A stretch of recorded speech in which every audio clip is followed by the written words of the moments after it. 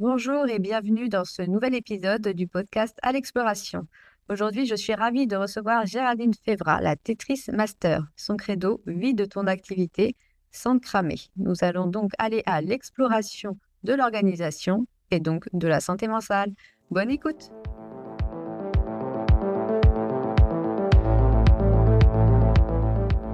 Je suis Alexia Israël, je seconde les coachs et formateurs dans leur back-office et leur communication digitale. Faire plus? Non, faire mieux. Ensemble, nous allons aligner ton business et tes objectifs de vie. Parce que la valeur n'est pas qu'une histoire d'argent, transmettons la tienne main dans la main. C'est ce que je te propose avec ce podcast. On part à l'exploration. Bonjour Géraldine. Salut Alexia. Merci d'avoir accepté l'invitation. Alors, je vais te laisser te présenter en quelques mots, comme tu le souhaites. Ok, merci. Donc je suis Géraldine, j'ai 40 ans cette année, j'habite à Lyon avec mon chéri et mes 2 enfants. Et dans la vie, je suis Tetris Master. C'est une manière un peu contournée de dire que je fais du conseil et de l'accompagnement sur toute la partie organisation, structuration d'entreprise. Et donc, les typologies de clients avec lesquels je travaille aujourd'hui, c'est deux opposés a priori, c'est-à-dire que c'est soit des très grands groupes qui ont besoin de se structurer, de structurer des projets, soit des freelances ou des solopreneurs qui se sont lancés pour être libres à leur compte, profiter, avoir du temps, et qui, au bout de quelques semaines ou mois, se retrouvent à faire beaucoup trop d'heures par semaine par rapport à ce qu'ils avaient prévu, et donc ont besoin d'accompagnement pour pouvoir élaguer un peu, organiser, processer, et surtout se recentrer sur leurs priorités pour pouvoir développer leur business, mais sans se cramer. Eh ben, ça rentre parfaitement du coup dans la thématique. C'est ça.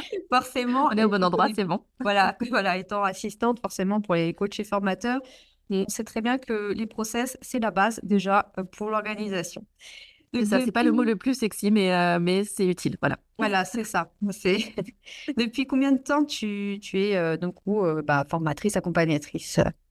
Alors, à mon compte depuis 2 ans et demi, et Mhm. j'ai fait ça pour des très grands groupes avant pendant 14 ans. D'accord.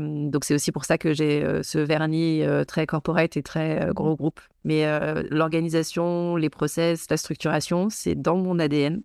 C'est moi, hein, voilà. Donc, j'ai fait ça pendant un petit moment, en effet, avant de me mettre à mon compte. D'accord. Et quels sont les principaux du coup défis que tu observes chez tes clients et comment tu les guides pour les surmonter? Donc, on voit justement que c'est la structuration à ce niveau. Ouais. Ouais, alors la structuration, ça parle pas toujours. Et en général, quand j'ai des clients ou des prospects qui arrivent, c'est sous l'angle j'en ai trop, je me noie dans mon business, je sais pas exactement par quoi commencer, dans quel ordre prendre quoi. Et donc souvent, c'est par l'angle en fait de quelque part de l'agenda, de comment est-ce que je gère mon temps, qu'on commence la discussion. Donc de se dire, bah voilà, sur une semaine, combien de temps est-ce que je veux travailler, combien de temps est-ce que je travaille réellement. Et bon, des fois, il y a des petits décalages. Et une fois qu'on a commencé à rentrer sur cette logique de temps, on travaille aussi sur, bien sûr, la vision pour avoir les priorités et se dire, bah, finalement, si je veux ne travailler que, je sais pas, 30 heures par semaine, qu'est-ce qui est important pour moi dans mon business ou pour moi en tant qu'humain, humaine? Et donc, mes priorités vont aider à pouvoir détailler justement dans quel ordre je fais quoi et qu'est-ce que je laisse tomber parfois, à quoi je dis non. Donc, c'est un, en général, vraiment l'agenda, la gestion du temps. Deux, plutôt la vision, les priorités. Et ensuite, on arrive sur plus de la structuration au sens mettre en place des routines, des process qui permettent de faire gagner du temps. En fait, je dis souvent que mon job, c'est vraiment un truc de flemmarde, en fait. C'est comment je fais le moins possible pour un maximum d'impact.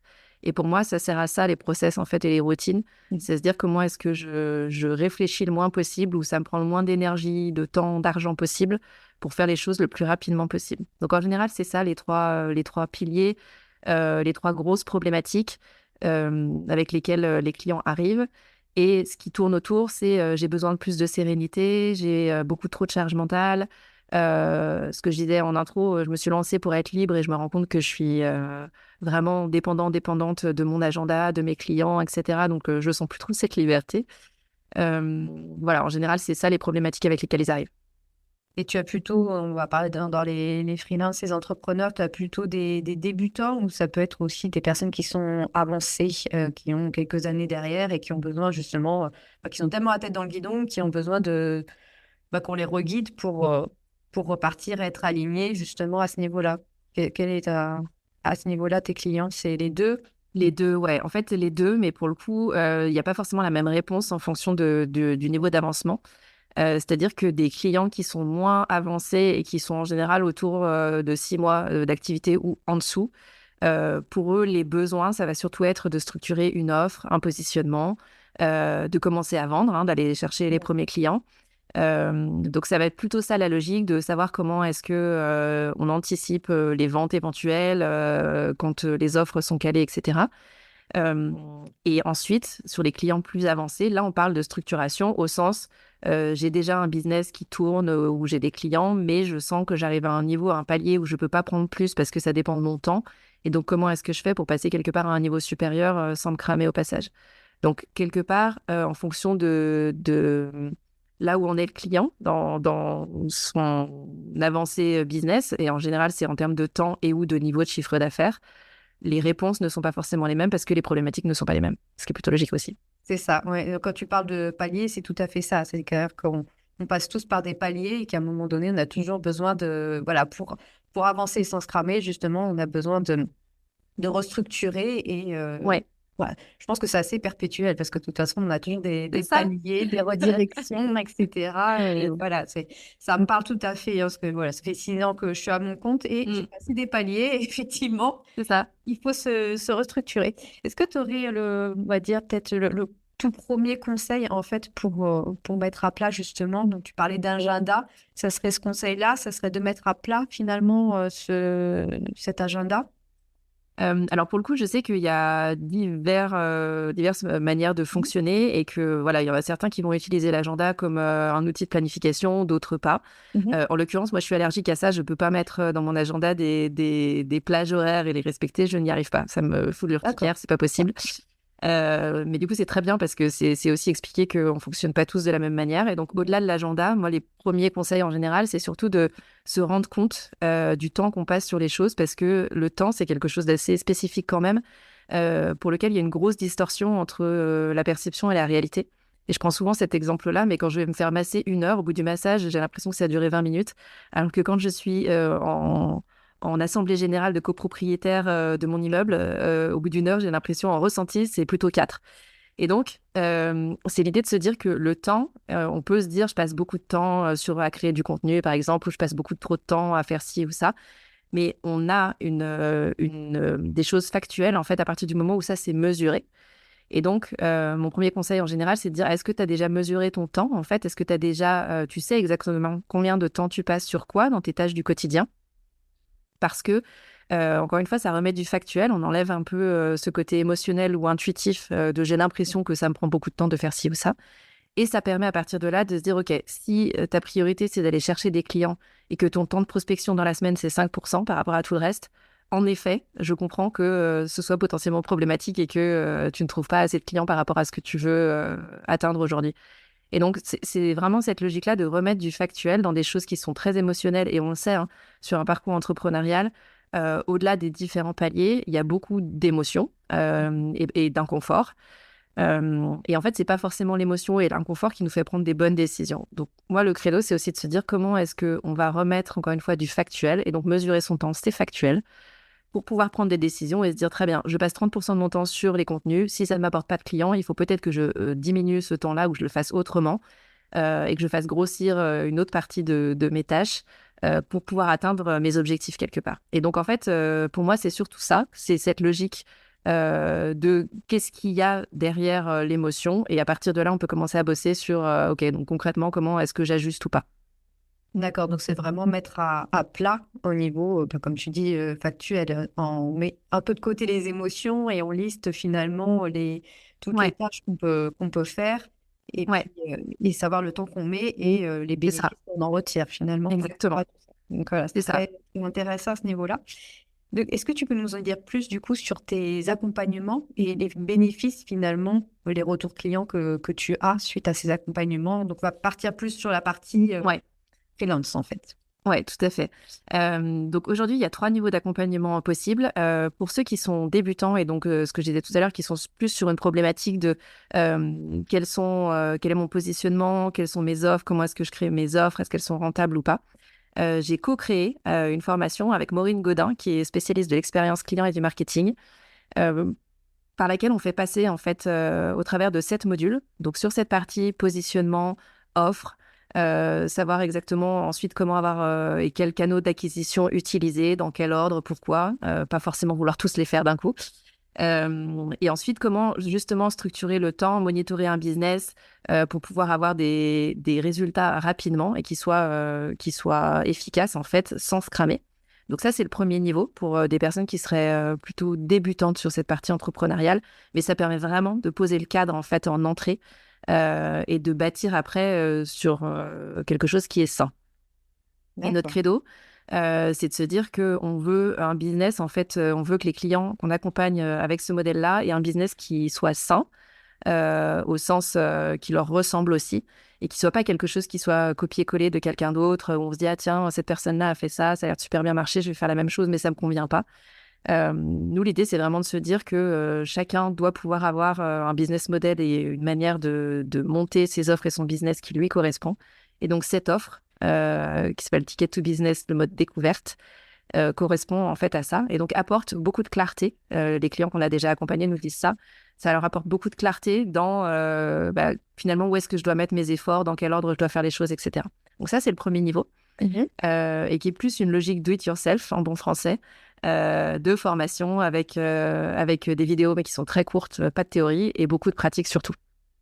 Ensuite, le deuxième niveau d'accompagnement, c'est le programme qui s'appelle Tetris et qui dure 10 semaines.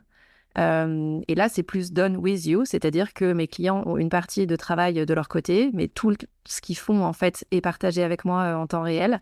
Donc, ils peuvent poser les questions autant qu'ils veulent tout au long du programme et tout au long des 10 semaines.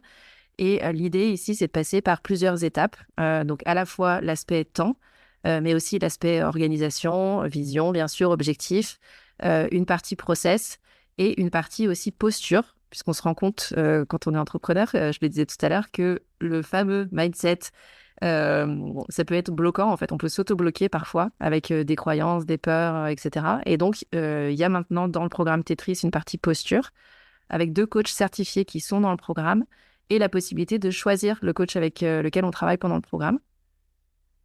Le tout étant d'arriver au bout des 10 semaines et d'avoir en effet un business qui soit structuré et qui soit structuré sur soi. Donc, c'est que du sur-mesure pour pouvoir avoir un système qui fonctionne et qui a été testé pendant les 10 semaines aussi. Et le troisième niveau, c'est un niveau d'atelier qui est en individuel. Il y a 5 piliers possibles, soit la partie finance et gestion, soit la partie commerce, acquisition, soit une partie roadmap qui est un peu la vision d'ensemble en fait de quelle est la direction de tout ça, soit une partie gestion de projet. Une fois que j'ai la vision d'ensemble, concrètement, comment est-ce que je vais mener chacun de mes projets. Et la 5e partie, c'est plus une partie quand on commence à déléguer ou avoir du management, donc qui est plus aléatoire en fonction des personnes. Mais là, le mode de fonctionnement, c'est plus sous format prestation de service, avec un premier audit, un premier échange avec les dirigeants que j'accompagne, où je questionne beaucoup en fait pour comprendre quel est le business aujourd'hui, quel est le business model. Donc là, c'est des personnes qui sont un peu plus avancées, qui ont en général entre 1 an et demi, 2 ans de business derrière elles, ou eux. Et donc, il y a 1 heure et demie d'atelier. Ensuite, je fais des recommandations écrites en fonction de ce qu'on s'est dit pendant l'atelier et de ce que je vois comme piste d'optimisation. Et il y a un débrief à la suite. Ça, c'est vraiment la première partie pour creuser. Et ensuite, sur chacun des piliers, la personne peut me demander de l'accompagnement plus long terme, c'est-à-dire revenir tous les mois ou gérer tout ou partie des recommandations qui ont été poussées et pour lesquelles le ou la dirigeante va prendre une décision. Donc, 3 niveaux en fonction à la fois de l'avancée des freelance entrepreneurs que je peux accompagner et de leur volonté aussi de faire seul ou d'être accompagné ou qu'on fasse à leur place. C'est ça, c'est qu'il y a une partie aussi, enfin, dire, quand on parlait de paliers, on évolue tout le temps. Donc, finalement, avoir aussi un accompagnement, on va dire, plus récurrent, c'est intéressant au niveau de l'organisation. Est-ce Exactement. que tu aurais un cas client, une transformation qui était sortie du lot, on va dire plus pour les entrepreneurs qui sont un peu plus avancés, que tu as accompagné finalement, dire à une personne qui avait quelques années derrière elle et qui était submergée. Ouais. Et puis finalement, ça a complètement débloqué la situation. Ouais, tout à fait. Là, il y a une cliente que j'ai accompagnée qui avait 3 ans de business derrière elle et qui avait une équipe. Donc, elle bossait avec des prestats, pas une équipe de salariés, hein, mais d'autres freelances. Ouais. Et un chiffre d'affaires à peu près annuel de entre 120 et 150 K, Ok. pour donner un peu de contexte. Et il se trouve qu'elle se payait pas, en fait. Elle se payait pas, ce qui était une des premières problématiques. Et la deuxième problématique, c'est qu'en effet, elle avait l'impression de se noyer et de ne pas savoir où étaient ses priorités. Et donc, en passant par les différentes étapes, pour le coup, de Tetris, parce que c'est ce programme-là qu'elle a fait, elle, on a pu recentrer, en fait, à la fois ses besoins. Elle a besoin de travailler en équipe. Elle a besoin aussi de passer beaucoup de temps sur le commerce parce qu'elle a une phase de pivot de son activité où elle veut proposer de nouvelles offres, etc. Et elle ne savait pas trop dans quel ordre prendre les choses. Et elle a besoin de se payer, voilà, parce que ça fait 3 ans et que c'est bien aussi qu'on ne fait pas ça que pour le bénévolat.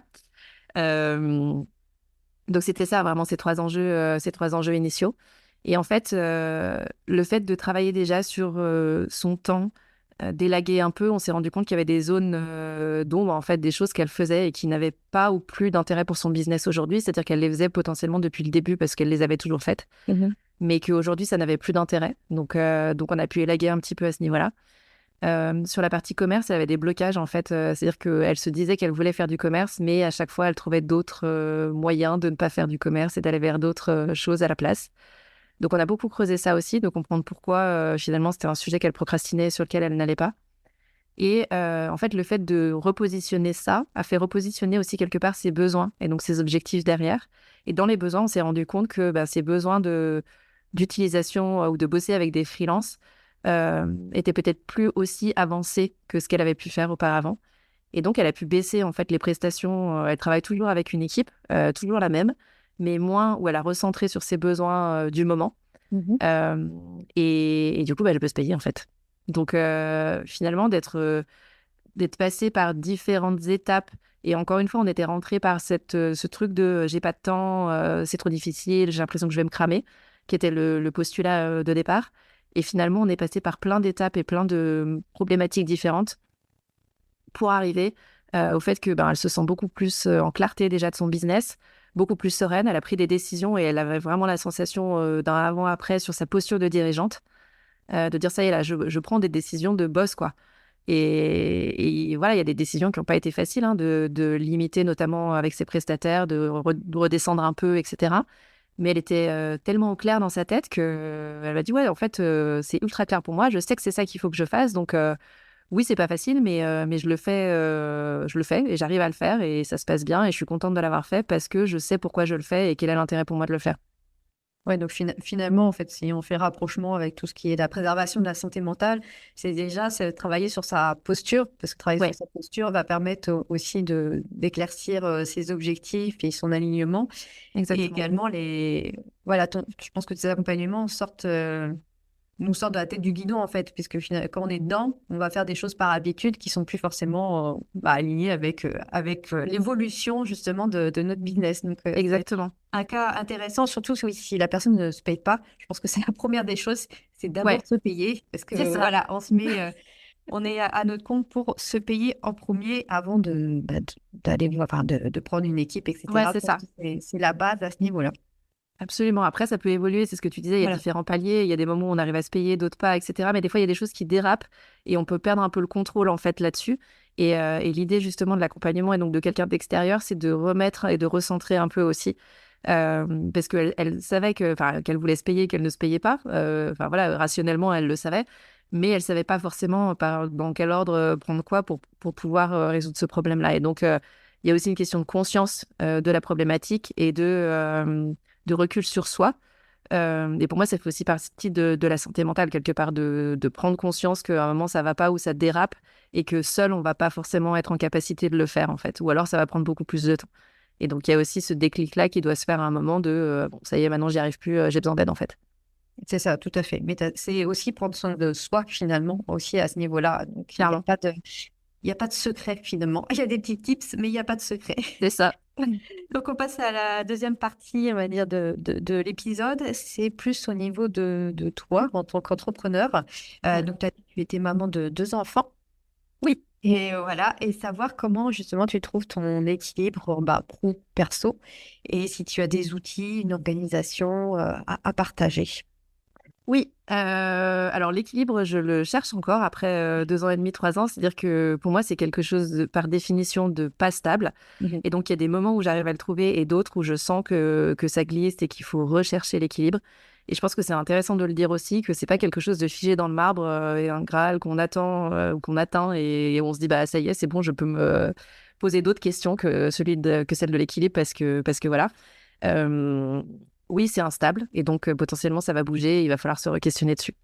Moi, je me suis lancée avec l'idée et la volonté d'être un peu en mode slow, c'est-à-dire que je voulais pas faire plus que 25 ou 30 heures par semaine Mhm. sur mon business. Et donc, ça m'a beaucoup aidé à cadrer et à prioriser en me disant si je dispose de 25 ou 30 heures par semaine, qu'est-ce que je peux faire entrer dedans ou ne pas faire entrer dedans. Et donc, les moments où l'équilibre est un peu précaire, je me remets ça, en fait, comme priorité ou comme prise de recul, de me dire, attends, attends, là, c'est en train de déraper. Qu'est-ce qui dépasse? Qu'est-ce qui est ultra nécessaire ou pas au business? Quels sont mes besoins? Et j'ai appris, en fait, maintenant que je suis à mon compte, à beaucoup plus écouter ces besoins-là et à les questionner et à prendre du temps pour me dire, plutôt que de... J'étais beaucoup, en fait, problème-solution. J'étais matricée comme ça. Il y a un problème, il faut trouver la solution tout de suite, etc. Et on me payait aussi pour ça quand j'étais salariée. Donc, je poussais beaucoup ce truc-là. Je le poussais beaucoup, en fait. Et je l'utilisais beaucoup. Et c'était valorisé. Sauf qu'en étant à mon compte, je me suis rendu compte qu'il y a des fois où le problème-solution et trouver une solution, celle que je trouvais la plus vite, n'était pas forcément la meilleure pour moi ou pour mon business. Et donc maintenant, je m'autorise à avoir un temps entre les deux de problème. Oui, ok, c'est quoi le problème vraiment? C'est quoi mes besoins? Et comment est-ce que je fais pour y répondre? Et donc en fait, ça participe beaucoup à mon équilibre parce que ça me permet de pas foncer tête baissée, de me rendre compte que oui, il y a peut-être un truc qui est en train de se décaler un peu et donc de réfléchir à comment est-ce que je recentre tout ça. Donc, pour avoir cet équilibre pro-perso, je dirais déjà mes besoins à moi, ensuite les besoins enfants, famille et business aussi. Et pour moi, quand je disais mettre du cadre, en fait, mon nombre d'heures par semaine est un cadre. Je me suis lancée en me disant que je voulais 10 semaines de vacances par an. Bah, ça fait partie du cadre aussi. Donc, ça veut dire que, voilà, en début d'année, je bloque ça dans mon agenda et donc je ne peux pas avoir de rendez-vous sur ces semaines-là parce que c'est bloqué et que C'est ça. c'est considéré comme non possible pour le business. Et ensuite, j'ai assez vite conscience aussi, quand j'ai commencé, de mes zones de non-compétence. Mhm. C'est-à-dire que je me suis rendu compte qu'être entrepreneur, c'était un job. Que oui, j'avais des compétences que j'avais développées en étant salarié, que je pouvais revendre à des clients, etc. Mais qu'il y avait aussi tout plein de trucs autour du métier d'entrepreneur que je ne maîtrisais pas. J'avais fait une école de commerce, mais 15 ans avant, donc le marketing, autant dire que ça n'avait plus rien à voir. Ça évolue, oui. C'est ça. Je voyais des trucs de tunnel de vente, de machin. J'étais là, ok, je ne sais pas. Tunnel et vente, je comprends les deux mots, mais ensemble, je ne sais pas ce que ça veut dire. Et donc, en fait, prendre conscience aussi de ce que je ne savais pas et ou ce dont mon business avait besoin, ça m'a permis aussi assez vite de pouvoir aller chercher de la délégation, Mhm. qui contribue aujourd'hui clairement à mon équilibre, euh, et d'aller chercher de la délégation sur des expertises où j'estime que soit c'est un truc que je n'ai pas envie, que je n'aime pas faire. Typiquement, tout ce qui est technique, moi, c'est pas ma came. Donc, si je peux le déléguer, je le fais. Et ensuite, ça, c'est un premier prisme de décision pour moi. Le deuxième, c'est est-ce que me former va me permettre derrière de revendre quelque part ma montée en compétence à mes clients ou pas, ou de la réutiliser. Et si la réponse est non, c'est pareil, j'ai plutôt tendance à déléguer parce que j'estime que je vais pas, que le ROI, en fait, temps, énergie, etc., voire argent, passer à me former sur ce sujet-là que je ne vais pas refacturer derrière, n'est pas bon pour moi. Et donc, il vaut mieux que je le délègue. Et donc, ça contribue aussi à mon équilibre, en fait, pro-perso. Euh, et où là, j'ai redélégué, j'ai fait beaucoup de stop and go sur la délégation. J'ai délégué des trucs pendant un petit moment et puis après plus, etc. Parce que mes besoins évoluaient, les besoins du business évoluaient. Et je trouve ça génial de bosser avec des freelances qui comprennent aussi cette logique-là. et où c'est possible de bosser ensemble, plus bosser ensemble, etc. Là, je redélègue depuis pas longtemps, depuis 3 semaines, un mois, parce que ça correspond à un pivot dans mon business. Et la semaine dernière, typiquement, j'ai dû faire une semaine de 15 heures et en fait, j'étais à me dire, mais du coup, mince, j'ai plus rien à faire et à chercher, tu vois, presque des trucs à faire, mais parce que je les avais délégués, donc c'était normal de ne pas les faire. Mais je sens que même après quasiment 3 ans, mon cerveau a parfois des moments de est-ce que c'est normal de ne plus travailler au bout de 15 heures sur ta semaine? Est-ce que tu es sûr que c'est comme ça que tu vas développer ton business, etc. Donc, ça nécessite aussi de moi me reposer et de reposer les choses en disant oui, ok, très bien. Peut-être que je n'ai fait que 15 heures cette semaine, mais j'ai été hyper efficace sur les 15 heures pour le coup. J'ai avancé ce que j'avais avancé, donc c'est bon quoi. Je peux m'arrêter là, tout va bien. Mais je sens que cet équilibre, tu vois, est assez, encore une fois, instable et que c'est un re-questionnement quasi permanent. Mais c'est sûr, parce que de toute façon, là, tu as des enfants, donc forcément, ils grandissent et tu n'as pas les mêmes. Oui. Voilà, il n'y a pas les mêmes enjeux, etc. Mais c'est vrai que c'est intéressant le point où tu abordes en disant voilà, si je me forme sur certaines choses et que ça n'a pas d'intérêt finalement après pour réutiliser ou quoi que ce soit, ça, c'est mieux de déléguer. C'est un prisme qui est intéressant aussi de ce point de vue-là, de se poser la question en fait, parce que c'est vrai qu'on voit beaucoup de formations en ligne sur tout finalement. C'est ça. Et on devrait tout avoir dans l'absolu. Hein. Donc, voilà, c'est ça. Je suis la première à en avoir pris. Voilà, il y a 2-3 ans, j'avais pris le caching où tu as une dizaine de formations. Ouais. J'ai dû en faire une sur les 10 finalement par rapport à ça parce que ça avait un intérêt justement, comme tu disais, pour réutiliser dans mon business. Il y a d'autres choses. Vaut mieux déléguer clairement. Et c'est bien aussi, c'est intéressant de dire le cadre, poser le cadre. Je pense que c'est la première chose finalement pour voilà, se décharger de tout ça, de la pression aussi finalement, dire voilà, j'ai ça et ça s'arrête là finalement. Voilà, c'est aussi savoir se reposer et savoir ses limites. Voilà, poser ses limites pour se sentir mieux. Oui, exactement. Voilà, je te remercie en tout cas pour ce partage très intéressant, forcément. Et où est-ce qu'on peut te suivre? Alors, je sais que tu as un podcast. Oui, tout à fait. Exactement. Le podcast Tuba, donc Tuba, hein, rien de très complexe. Il y a une page Insta qui n'est pas très alimentée, en toute objectivité, parce que dans mes priorités, mon canal d'acquisition et d'utilisation principale est LinkedIn. Mais pour autant, il y a une page Insta, donc vous pouvez retrouver à Meraki, _Tuba, où il y a en effet les épisodes qui sortent, quelques vidéos. Vous pouvez donc me trouver sur LinkedIn à Géraldine Févra, en toute logique. Et il y a une chaîne YouTube aussi du podcast, toujours Tuba, Tuba, où il y a tous les épisodes qui sont partagés. Et pour le coup, toutes les vidéos aussi des épisodes qui sont partagés, ça permet de pouvoir voir ce qui se passe au-delà du micro. Donc les temps forts sont partagés aussi sur cette chaîne YouTube. D'accord, bon, comme ça, on peut te suivre plus facilement. Et pour finir, quel coach ou formateur souhaitais-tu retrouver sur ce podcast et pourquoi? Donc, toujours avec le prisme de la santé mentale, de la préservation finalement de notre équilibre. Oui, j'en ai plein en tête. La première, je dirais Vanessa Rocherieux, qui est aussi business friend pour moi, donc qui fait partie aussi des ressources qui m'aident beaucoup. On fait des échanges réguliers sur toi, qu'est-ce que tu as fait comme avancée, etc. Et qui parle beaucoup de cette logique de comment ne pas se cramer et de QVT, parce que c'est pas que pour les entreprises, en fait, la qualité de vie au travail, ça marche aussi pour les entrepreneurs et c'est aussi important d'y penser en tant qu'entrepreneur. Donc je dirais Vanessa. Ok, parfait. C'est lancé, l'invitation est lancée. Allez. Je te remercie, Géraldine. Merci à toi.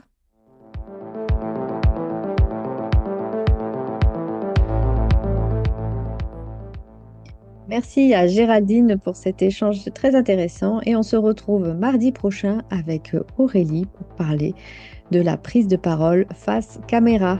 À mardi!